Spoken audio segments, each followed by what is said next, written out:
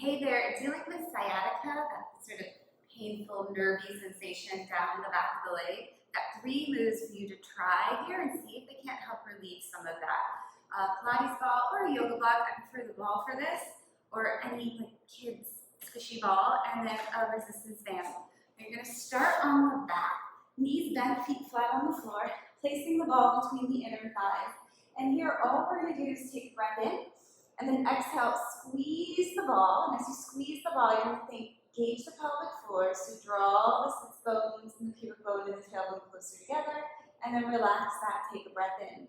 And do it again. Exhale, squeeze the ball. Right, finding that pelvic floor engagement. And then relax all that. And as you continue to do the squeezing of the ball, 1, check that the inner thighs are doing the work, that your butt's not trying to engage or squeeze itself there. But also 2, if you're able to squeeze the ball at the same rate on the right side and the left side, most of us have a more dominant side. Right? So just noticing if that's happening here. So you might notice that you have to think about it a little bit more on one side to squeeze that ball as you exhale, looking for a little bit more lift on that pelvic floor engagement. Just do a few more of these. Right? Notice if your glutes trying to take over, I can feel that on my right side, my right glute and hips. So you're like, well, let us squeeze the ball, except that's not their job right now. All right.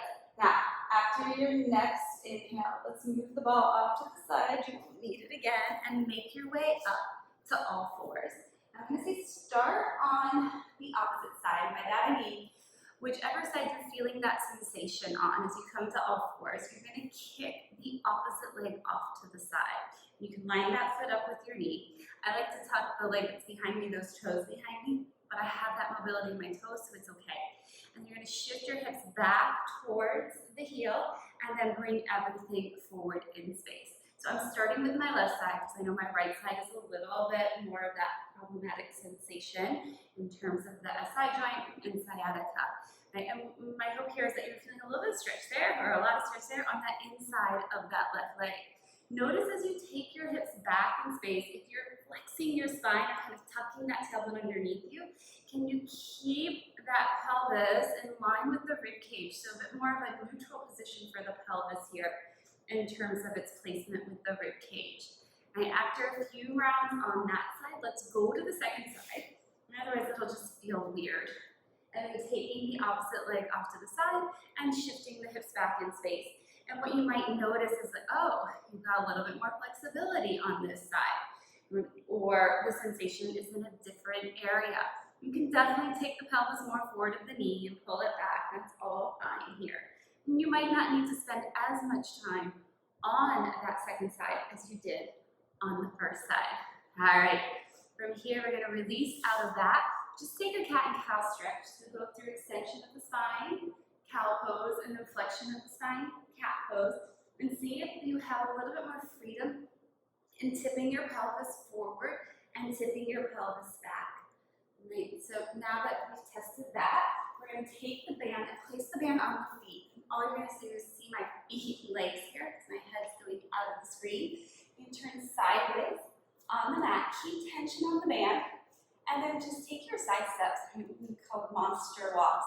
And the reason I'm looking for this is we're looking for a little bit more glute medius activation.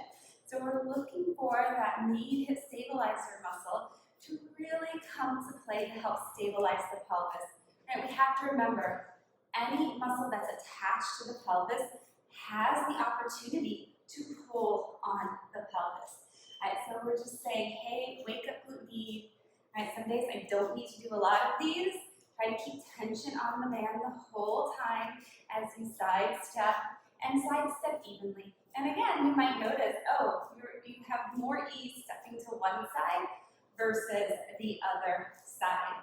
All right, when you finish up those, you can just let the band go, shake out your legs, and just see if walking around, if moving around, you have a little bit more freedom, a little less tension, and you can try this anytime in your day to see if it just helps relieve some of that sensation and hopefully, eventually, get rid of that sensation. If you have questions, please ask. Hope this helps. Thanks for watching.